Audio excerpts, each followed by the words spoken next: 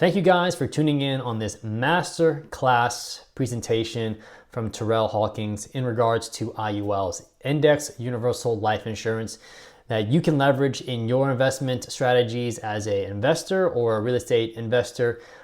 Make sure you guys like, comment, and subscribe. I do one of these once a month in Richmond, Virginia, so make sure you guys come out and support and learn and grow with the community. All right, let's jump right into the class. Thank you for having me out. So this might get a little tough for you in the back for seeing the numbers, so feel free to just move up when we get to that part. There's going to be a couple different parts of the presentation. So to begin with, I'm going to go over just some life insurance education. Infinite banking is using life insurance. I'll get through the whole spiel, but walking you through the whole thing from the basics to seeing the numbers and a couple use cases on how it can work. Phil implemented a policy. We have a YouTube video where we talked a little bit about how he utilizes it. So on the last slide, I have my link, my QR code, so you can scan that, look at my YouTube channel, watch that video, and see how Phil uses his IUL as well. But without further ado, I'm going over infinite banking and investing in real estate. There's a lot of different uses that you can use this for, but today I'm going to be talking about real estate. So here's me. Graduated from Penn State mechanical engineering degree. I'm CEO of White Hour Investments. I'm also a licensed financial professional, life insurance agent, and I've moved over $350,000 in premium in the last 3 months. About 98% of my clientele are real estate investors, from private money lenders to fix and flippers to buy and hold investors, the whole shebang. Everybody gets a use for it because of the power of the strategy. So what is infinite banking? Infinite banking is a financial strategy that allows you to leverage permanent life insurance with a cash value to become your own bank. Policy owners borrow from their policy's cash value instead of having to get money from traditional banks. You get through the whole process of qualification, no credit check, no tax returns, none of that is needed. You're using your own money. The rich and the wealthy have been using this for decades. It's a key strategy used by the Rockefeller family for wealth duplication and asset protection. This fellow on the right, John D. Rockefeller, a lot of people consider him the richest man in history, richest man ever in America. When he passed away, his son took over majority of his wealth. And coincidentally, at the time when he passed away, whole life was invented. His son took over the family wealth, used whole life for wealth duplication and asset protection. That's all they had at the time, though, so keep that in mind. There's 3 ways money grows: fixed, variable, and index. These are the only 3 ways that your money can grow, no matter how much you have or how little you have. So fixed accounts are your most used accounts, your traditional bank accounts, your high yield savings, whole life policies, your money market accounts. And we like this because it's safe, but we don't like it because it's low growth. On average, you get less than 1% return every year. On the right, this is what it can look like visually. I'm a visual learner, so I thought some of you would appreciate seeing this. And even this is pretty drastic and dramatic. Variable accounts are your less used accounts. These are stock market accounts, your crypto accounts, Forex, 401ks, TSPs, real estate, anything that goes up and down in terms of the fluctuation, and you can lose money. Your money is risked. And that's exactly why we don't like these accounts sometimes. You have potential loss, and most times you will have loss at some point. But we do like these accounts because we can experience this right here, the growth. But you have to keep in mind that you can also experience this drop, which a lot of us did experience over the pandemic time. And here we have index accounts. Index accounts are your least used accounts. Many people do not know about them. Majority of people do not know about them. These are fixed index annuities, which is typically for people that want to roll over their variable accounts, like 401ks, IRAs, retirement plans, and they have it protected. Index Universal Life is the other type of index account. We like this because it's safe, and we also like it because the growth is mirroring an index. For example, the SP 500, which is the most popular one. But you also have some other examples like the US Paysetter, and you have the Barclays Index. You have a variation, you can make a choice. Sometimes we don't like this because there's a cap on your growth, though. You're not going to be able to experience the full market. On the right is a visualization of it. Can someone tell me what that graph looks like to them? Steps. So typically people call this a staircase to wealth because you're never losing money. Every time the market drops, you're locking in your gains. Every time it goes up, you're good. It drops, locking in your gains. And it keeps going forever. It's uninterrupted compound interest. There aren't many finance accounts that can do this. Finance managers cannot show you this. This is a life insurance product. All they can say is that you can put your money in a mutual fund or index fund and hedge against losses that way. But there's never a guarantee that you can't lose any money. Insurance companies guarantee you're not going to lose money due to market drop. And this is the range, typically 0 to 9%. But most of my clients get set up with policies that are uncapped. Phil's policy is uncapped. He gets the full growth of the market at an enhanced rate. For him, I think it's like 230% growth. So if the market does 10% growth, he gets 23% growth on his account. Uncapped policy and 0% floor. So here's more on the life insurance basics.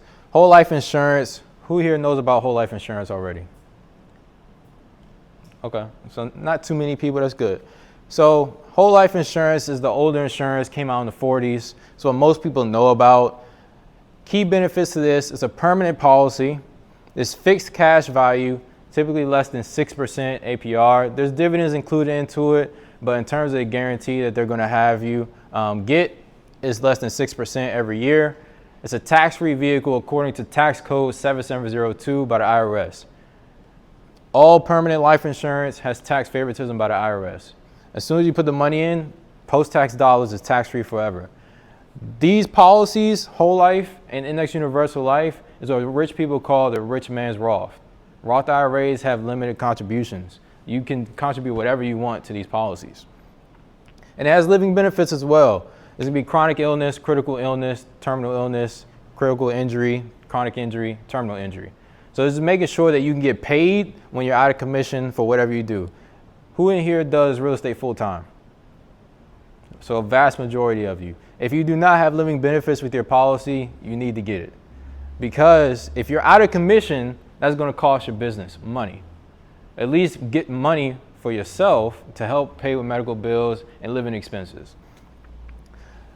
And number 5, whole life insurance has fixed payments. The whole concept about whole life, it averages out your cost of insurance throughout your entire life. So you have fixed payments for the rest of your life. You can limit the payments after a few years, typically 25, 30 years, but it's fixed payments. So you have to pay that. And the key negative for this is that it has fixed growth. Like I said, typically under 6%. So you might be getting 5% every year for the rest of your life. If the market goes up 25%, you're not getting that. You're getting 5%. Market drops down 20%, you're not getting that either. You're getting 5%. So just keep that in mind. So these policies is what I particularly specialize in. All my real estate investment clients have this policy just because of the growth. So Index Universal Life, the key benefits for this is a permanent policy if it's properly structured. If you look up this policy and you just do a Google search on, matter of fact, on YouTube, look this up on YouTube, you're going to see a lot of people talking bad about it. And I'm going to tell you exactly why. The reason being the cost of insurance. That's the key negative. Cost of insurance increases every year with an Index Universal Life policy. But if it's properly designed and properly structured, it doesn't matter. The growth in the account will outpace the cost of insurance. So the policy will become self-sustainable after a few years. So the other key benefits, besides it being permanent if it's properly structured, is the index cash value. This is what I alluded to in the previous slides. 0 to 9% average every year. And like I said, there are exceptions where you get uncapped policies. It's a tax-free vehicle, same as whole life. And a little bit of background about Index Universal Life. It came out in the 90s. Whole life came out in the 40s. So this is the newer life insurance. It actually is the newest life insurance. So a lot of people don't know about it. They don't know how to properly structure it. A lot of agents don't know how to properly structure it. And it also has living benefits as well. And it has flexible payments. This is where the universal kicks in, the Index Universal Life. You have flexibility going up and flexibility going down. So let's just say your payment is, I don't know, $1,000 a month. The way I designed the policies, you probably have the availability to put another $500 or so a month based on the scheduled payment, but you can drop down to about maybe $100 if you need to, in case money gets tight. That's where the universal comes into play. So here's a rule by Warren Buffett. He's the fifth wealthiest person in the world. Rule number 1, never lose money. Does anyone know what rule number 2 is? Don't forget the rule number 1. 100%. Never forget rule number 1. And this alludes to principal protection. Not losing money means you never have to play catch up. Variable accounts, you will have to play catch up at some point in time. If you have a 401k, if you check it, you've lost money at one point, especially if it's invested in the S&P 500. You never have to play catch up, which means you have principal protection. This is where the IULs, the index policies come into play. So here's a case study. This fellow on the right is Alex. He's 32 years old, full-time fix and flipper, wants to use infinite banking to pursue the BRRRR strategy, buy, rehab, rent, refinance, repeat, and deploy his money within 2 months. And he wants to pay for no more than 10 years into the policy. And he has $100,000 in business savings. So here we have the policy numbers. Can you guys in the back see this? Somewhat, okay. Feel free to move up if you need to. So let's start at the top. Year 1, 32 years old, plan premium is $75,000. We never suggest that somebody put their entire savings into life insurance. You might be tempted to do so, but you still want to diversify somewhat. So $75,000 of his $100,000 will go into the policy. Accumulated value would be $68,000. You're probably wondering, why isn't he getting that $75,000? Well, policy charges. You have to pay for this policy. It's fees with everything. There's a fee with this. So he's paying about $7,000 for the year in terms of fees. We lowered that to the lowest minimum possible allowed. Accumulated value is the amount you're getting interest on every year. You see the numbers changed a little bit, but first year he's getting interest on $68,000. So whatever the market does, let's say the market goes up 20%, he's getting that 20% growth on that $68,000. Surrender value is the amount he has access to take out as a loan. Typically it doesn't match up 100%, but due to how much money he put into the policy, we gave him access to have 100% access to the money he's getting interest on, which is that $68,000. And let's just say he wants to take out a loan of $65,000 to use for the BRRRR property as the down payment. He takes out that loan actually collateralizes against the net death benefit. So if he were to never pay back that loan, it would just be deducted from the amount that is going to his family. There's no requirement for him to pay back the loan in 5 years, 10 years, 15 years. He doesn't have to ever pay it back. He's paying interest on it. The average interest rate right now is 5% annually, pretty much the cheapest you can get out here if you're looking at other loan products. So you're actually having a good spread when you're charging interest to someone else, or you're getting the rent returns from a property. So he takes out the loan of $65,000, and the amount, this will actually be deducted if he took out that loan. Think of the surrender value as a credit limit. That's showing you how much you have access to at any given time. The accumulated value, the amount he's getting interest on, will never drop even though he took out the loan. That's where you're using the same dollar twice, and this whole policy is tax-free. He took out $65,000, and he's still getting interest on that $68,000 the next year. The following year, he doesn't have to put in the full $75,000. This is where the universal comes into play. Put in $25,000, so we're not, squeezing the bank for him. This money's still growing. It just goes to that, and it gets the growth as well. They have him paying for 10 years. After 11th year, he's not paying anymore into the policy. He has about $300,000 in here tax-free. And the next year, he's not paying anymore, and it's still growing. He'll still have out that $65,000 loan, and the policy's still growing every single year, as if he never took the money out. Can I ask you a question real quick? Sure.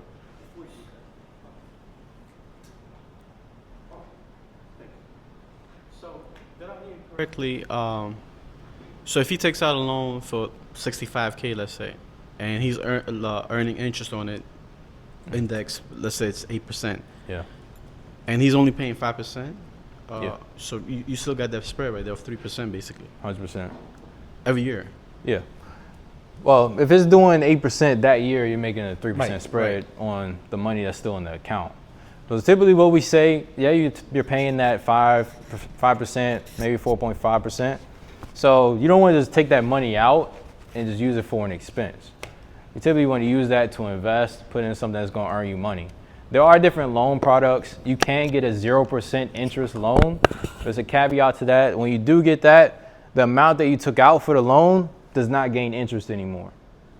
So we typically only suggest that for people that can't afford to pay that interest for whatever period of time, or if they're taking out withdrawals as a loan for retirement, then you don't really need to really be getting that interest anymore because you're trying to get that money out. So we can switch based on whatever the need is for the client or whatever you like to do. But yeah, in that instance, you would be making the spread of 3%.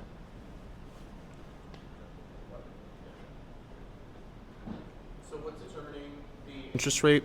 Again, I saw you said 0 to 9%. That's based off of market? Yeah. Okay. And then you said depending on how you structure it, you could get 200% of, for example, S&P or something like that.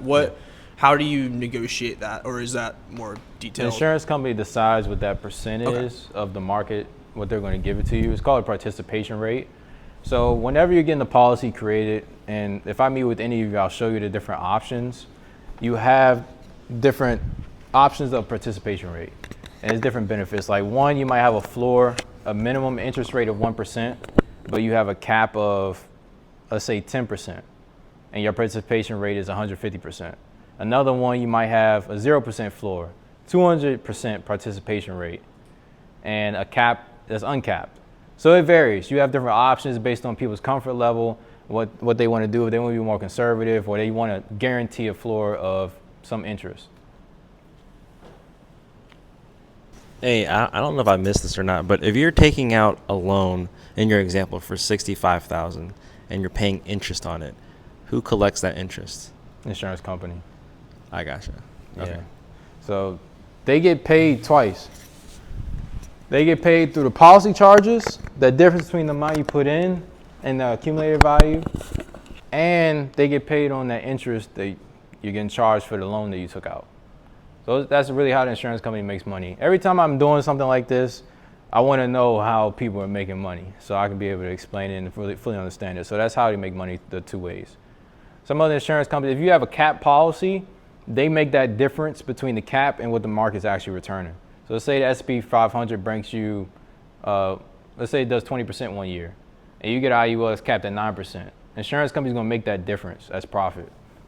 So why not just go uncapped? So you get the full thing yourself. Does that answer your question? All right, cool. Okay. So key points, he has access to 91% of his deposit in year 1, lowered payments from year 2 to year 10, and he has no more payments after 10 years, and the policy's still growing as if he never took money out. And you notice the net death benefit on the right is increasing every year as well. So the money he's paying into the policy is going towards his family as well as the initial coverage that he's paying for, which is about $1.5 million. That's the initial coverage, and it's adding up every year. You want your family to get everything that you're paying into the policy, not the insurance company. So this is the second case study. This is Colin, 46 years old, full-time W-2 employee. He wants to get into real estate, but doesn't have the time, and he just lost money in his 401k. He's currently contributing $1,000 a month into his 401k. Little do people know, you're not getting penalized on stopping your contributions to your 401k. They won't be happy that they're not getting that tax match anymore. A little bit of background about why companies offer 401k to begin with. They get a tax break for offering it to you, and they get a tax break for every match that you do. So, and honestly, it's in their best interest to offer you that. It's not really in your best interest because your money's not really protected. And you're paying that enhanced tax 20, 30 years down the road anyway. So in this case, we just told them, hey, don't worry about paying the 401k contribution. Just keep that money there and reallocate that money to an IUL. That way you're protecting it against downside losses, and you're also getting that same growth. So it makes sense. And you're not getting tax penalized on it anymore. So traditional IUL, the one I alluded to, if you were to look this up on YouTube, they'll probably be referring to this one. So he's 46 years old. He's paying $1,000 a month. That's $12,000 a year. The accumulated value, the amount he's getting interest on, is about $8,000. So the cost of insurance is a little over $4,000. Cost of insurance and policy charges are pretty much synonymous. So pretty much the cost of having the policy. He's doing monthly payments. So let's see what the cost of insurance is monthly. Divide that number by 12. He's paying $341 a month out of a $1,000 a month payment to the insurance company as profit for them. About $659 is going to his policy to grow. We want to increase this as much as possible. First year, he has access to no money, zero. Second year, he put in $24,000. He has access to less than 10% of that. If you're using this for infinite banking, it's not going to work out for you. And let's just say this guy wants to take out $5,000 to put down on a Gator loan, to fund a Gator loan. Give somebody money for EMD. $5,000, you can't take that out until year 3. We all know how fast real estate moves, and we've seen people making a lot of money in a short period of time. Waiting 3 years to be able to get to do something is crazy. And once again, the same concept applies to infinite banking. It's collateralized against the net debt benefit. And the amount on the left, the accumulated value, is still increasing every year. That still applies. The infinite banking concept doesn't change. It's just how your money is growing in the account that does, and what you have access to. So you notice for this one, he doesn't have full access until year 11. That's because this company in particular has a 10-year surrender period. So you don't have full access to your money until the 11th year. Most companies have a 10-year surrender period. Some of them have a 15-year. The earlier example, he had a large lump sum, so we can grant him more access to his money up front. But typically, if you're paying less than about $60,000 as a lump sum, this is what it would look like. You don't have full access to it. The next one would be more accurate. And it keeps going every year. So key points, he has little to no access to cash in year 1 and 2. He has a high cost of insurance of $341 a month. This is a policy that I would have designed myself for a client. This is what Phil's policy looks similar to. Same age, 46 years old, same amount paid to the policy, $12,000. But the difference here is the amount he's getting interest on, instead of it being $8,000, it's $10,000. We minimize the cost of insurance to the lowest amount possible. So it's only about $1,600. Divide that by 12 to get the monthly payments. $137 out of his $1,000 a month payment is going to an insurance company's profit. We minimized it. So now $864 a month is growing with the market. He's having more money working for him now. And now he has access to money in the first year. He can participate in real estate investing in the first year instead of waiting until the third year.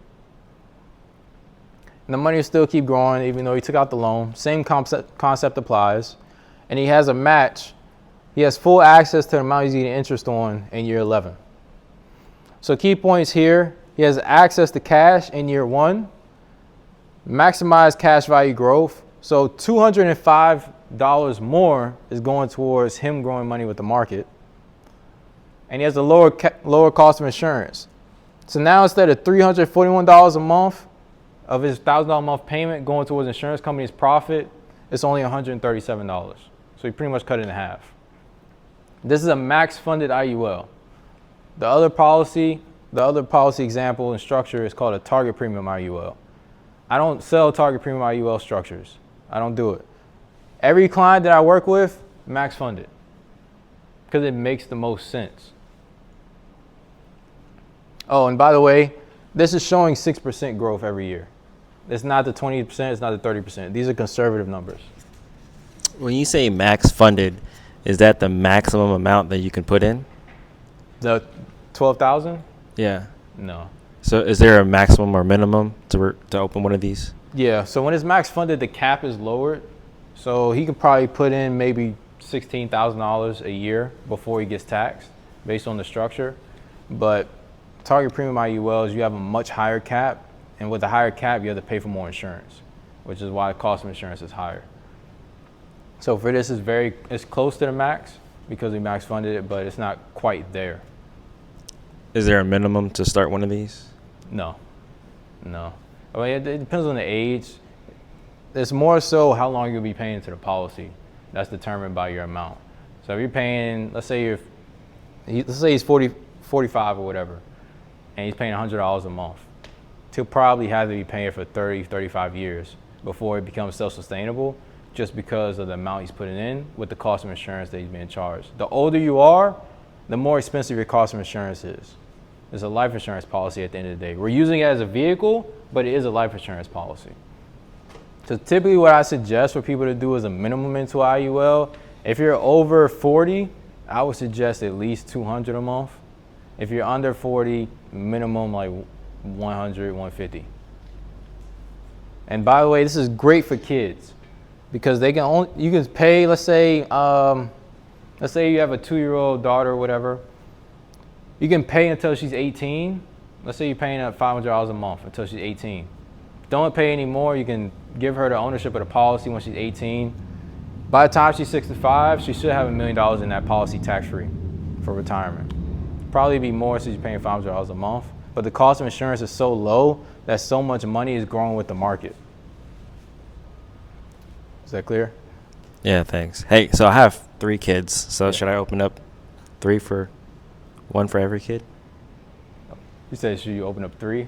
Yeah, I have 3 kids, so 1 for every kid. Yeah, yeah. I just met with a client, grandmother, and she wants to open up an IUL for each of her 4 grandkids, putting $100 a month into it. They range from, I think the youngest is 2 to 13. She wants to put $100 a month. The longest she has to pay into one is for the oldest because of the higher cost of insurance. 13 right now, she has to pay until he's 20 years old. Doesn't have to pay anymore. And they all have minimum $400,000 that they'll have access to by retirement age. And she's putting no more than like $12,000 into her policies. So they can take the money out for college tax-free. Yeah. Some people suggest using IUL for college, and that's a valid thing because it's a lot cheaper than paying for Sallie Mae or what's the other student loan companies. I'm not sure, but it's a lot cheaper interest than you doing that.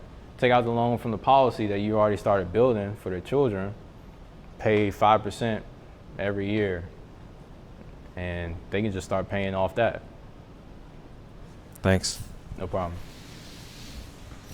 You mentioned age being a factor. Is there other health factors that have to be taken into account for IULs? Yeah. So if you have a pre-existing health condition, you're going to have a lot higher cost of insurance. It's going to be more difficult for you to get a good rate. But my brokers that I work with works with over 50 different insurance companies. So we don't sell our own products. We partner with different insurance companies. This is one company right here. So this company in particular is very picky. So if you even have like severe asthma, they might not accept you. But that's why we work with different companies. So we pick which one works best based on the health condition, contact them, they give us a risk assessment. So we know what the rate would be before we submit an application for you and get it gauged. But generally, if you tell me what the health condition is, I can decide what company to go with and you'll be good to go. Cool. All right, any other questions for this? All right. So typically no. If you have a pre-existing health condition and it's severe, they might want to get you a physical exam. But usually with all our companies, all they do is get a copy of medical records. So they contact your primary physician, get a copy of medical records. They contact the MVA, DMV, whichever state you're in, and get a copy of your driving record. Make sure you don't have a suspended license. And then you'll be good to go. They'll get the rate and you don't need an exam after that. No fluids typically. I have not had a client yet that needed to do a fluid exam, a saliva test or urine, anything like that, or blood. Why do you need your DMV records? Make sure you're not a risk to get into an accident. All these policies that I get set up have living benefits. So if you have a suspended license, and let's say it's because of reckless driving or something, they're not gonna give you a good rate because you might get hurt and file a claim and they have to pay you out on it. Yeah. So this, yeah. I was just curious about the longevity of these products in relation to insurance providers. So like, I know you mentioned you go through a lot of different your broker and go through a lot of different providers. What happens in the event that the insurance company goes under, or what is the possibility or likelihood of that? So all the insurance companies are required to pay out the death benefits of all their clients. They're required to have reserves to do that. So that's not your primary concern. I mean, it's concerned with every company you get anything with. They can go out of business and you'd be stuck. But insurance companies go by different rules. Insurance companies provide money to banks when they need help. So I wouldn't be too worried about that, to be honest. All right. We only work with A+ rated insurance companies too. All right, second question. I know you mentioned there is fees associated with the structure as it goes on. Are there setup costs? Setup costs, like a upfront fee? Yeah. No. So you only get charged the fees every payment because they take it out of that payment, which is that difference between the payment you make and the accumulated value. Okay. And then earlier you mentioned capped versus uncapped. Could you give a little bit more detail on that? I think you also mentioned, and I don't know if they were related, but you mentioned his policy earlier in relation to potentially gaining double of what the original underwriting suggested. Mm-hmm. Yeah. So there's 3 things to consider with all IULs. The cap for the allocation, where your money is going to grow. You have the participation rate, which is the percentile of your money growing. If you're going to get double what the market does, if you're going to get 150% of what the market does, and then you have the floor. So they all vary between different options. Every insurance company, you have at least 5 different options of where you want your money to grow. So the average cap is 9%. So whatever the market does, you're not going to get any more than 9% growth on your money. Uncapped is where you get the full growth, and the participation rate is just what percentage of the market growth are you going to get. I always try to get my clients to get at least 150%. All right, and last question for you. Is this a product that can be bought in a business entity so that it can be written off, and what does that look like normally for your clients? Phil, you want to talk a little bit about yours? So I got my IUL through my business. So I couldn't qualify as an individual for whatever reason. And so my business actually made the contribution on my behalf. So I'm actually the insurer of my business. And so now I can draw money or take a loan out from that policy and buy real estate, create a loan for it, or do whatever I want to do with it. So yeah. So what Phil has is called a key person life insurance policy. He is the key person in this business. He's important. So then the company's insuring him, but he can use the company funds to invest and grow the business. As you also have executive bonus, which is another version of it. They're both same IUL products, just different structures. Executive bonus, the company does not own the policy, but they're granting you the policy, and you own the policy, you benefit from it. The company gets a tax write-off. So a lot of business owners are using executive bonus right now to get tax write-offs for their company if they're the sole executive. Yep. So asking for a friend. So if someone had a stroke, so could that be, so like individually I think I might be denied, or he might be denied. So can this be done through the LLC structure? It can, but you can also use somebody else's health. So if you have a child, you can have them be the insured, and you're the owner of the policy. You pay into the policy, use the money for whatever you need to better the policy or better your kid's future, and using their health rate. I have a client that did that. He's in sub 2, real estate investor. He can't qualify for himself, or he won't get a good rate at least. He uses his wife's health. They're married, so he uses his wife's health for the policy, and he's the owner. And he's using the money for, I think he's midterm rentals, traveling nurses. So you can use somebody else's health. You can use your grandchild's health, but you have to get the parents' permission. It's another caveat with that. Typically, if you're getting a policy on a minor and they have over $200,000 in coverage, the parent needs to have double. But that's simple solution. You just get a term policy that's really cheap. Maybe pay, I don't know, like $30, $50 a month for it. So it's definitely ways around it. It's a very flexible thing. I come from real estate, and I love this because it really reminds me of creative financing.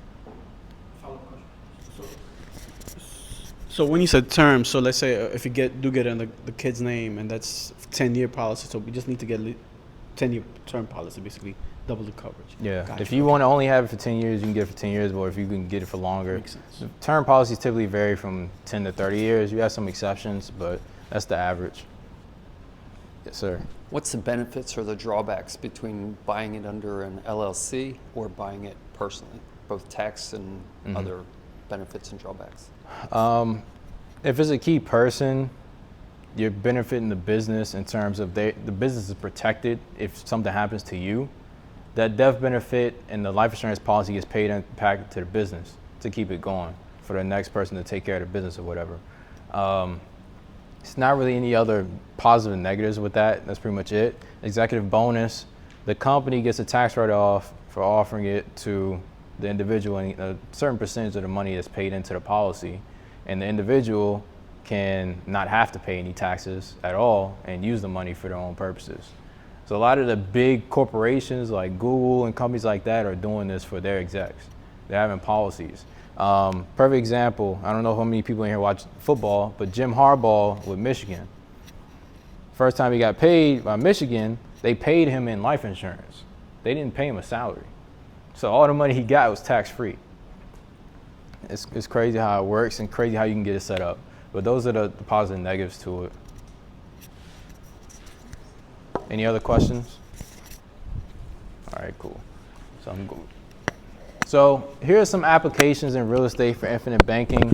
You have Gator Lending, which is lending investors EMD capital. You have private money lending, self-fund rehab for creative deals because hard money lenders don't fund creative deals. Self-fund down payment for a flip. That way you can cover that gap. You don't need to use any credit cards. You don't need to use your own personal money.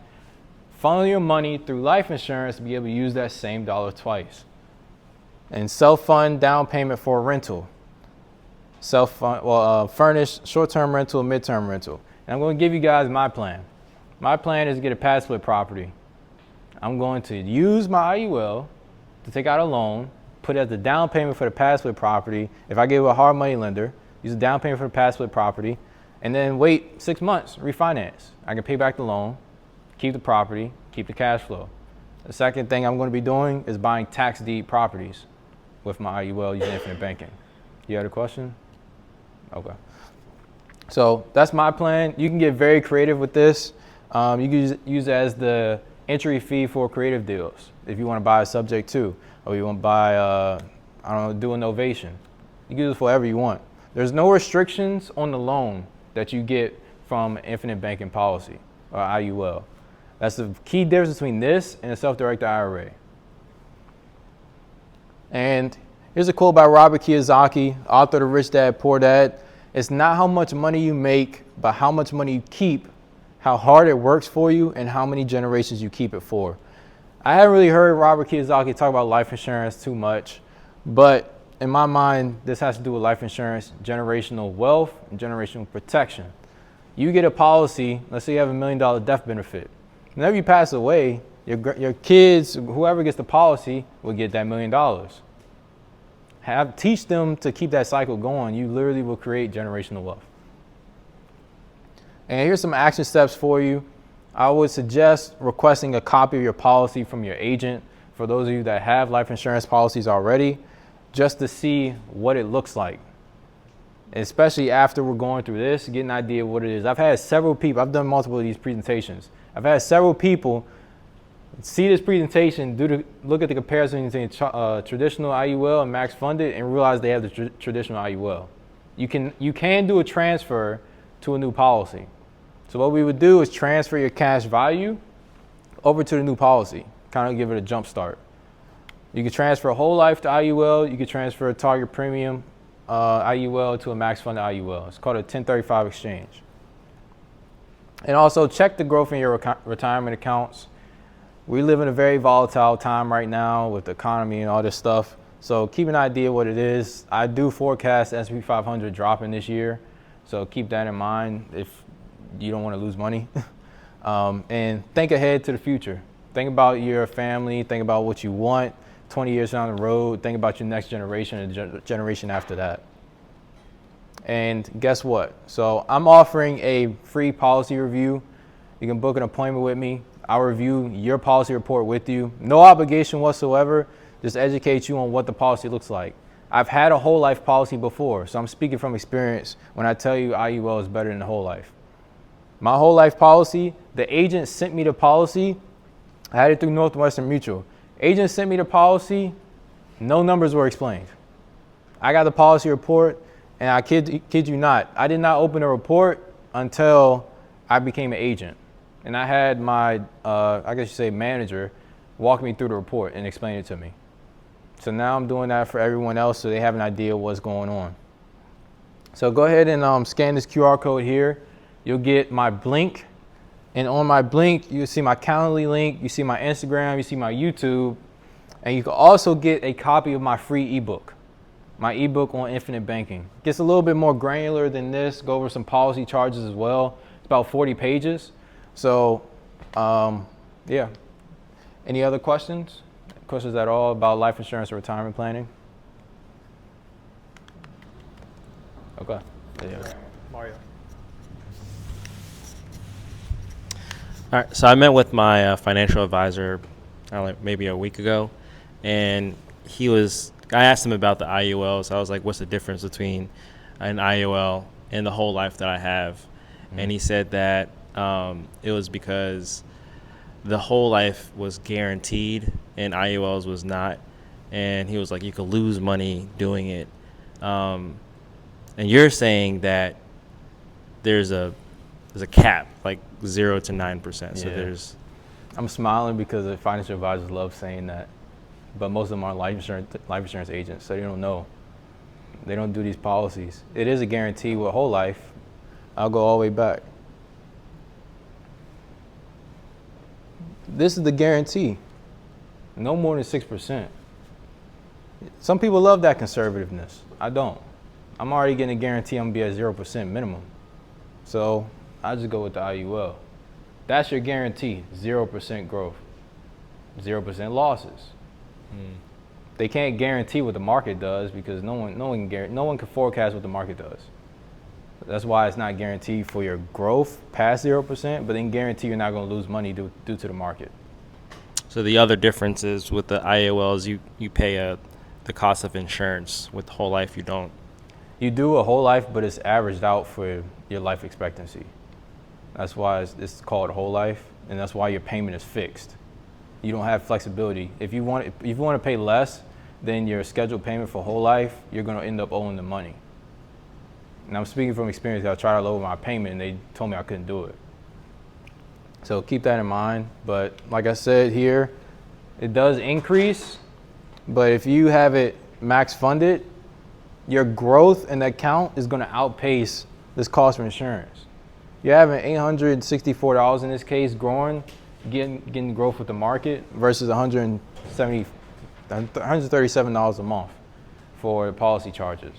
The other difference was, I asked earlier, I was like, if you borrow money from yourself, he was saying with the whole life, you get that interest that is being charged. Yeah, I've never seen any proof of that, to be honest with you. The insurance company makes profit from that. Okay, so you're saying that that's incorrect, what he told me? From what I'm aware of. Okay. And from everybody I've talked to, people love saying that, but I haven't seen any proof on that. I can sell a whole life too. I'm not just talking as a IUL agent. I can sell whole life, IULs, universal life, final expense, everything. I just don't sell whole life because it doesn't make sense in most cases, especially with most of my clients being real estate investors. They want their money to grow, not just be conservative. Don't get me wrong, whole life is better than a traditional savings account. You're getting a lot more growth, but you're selling yourself short by not getting the most growth you can get. Appreciate you. No problem, no problem. Oh, no. Okay. So is that everyone's question? Nothing else? Okay. So thank you for your time. And if anyone wants to chat, we can chat. Thank you guys for watching all the way up to the end of the video. I hope you guys got a lot of value from Terrell, because I know I did. Make sure you guys like, comment, and subscribe, and I'll see you guys on the next meetup.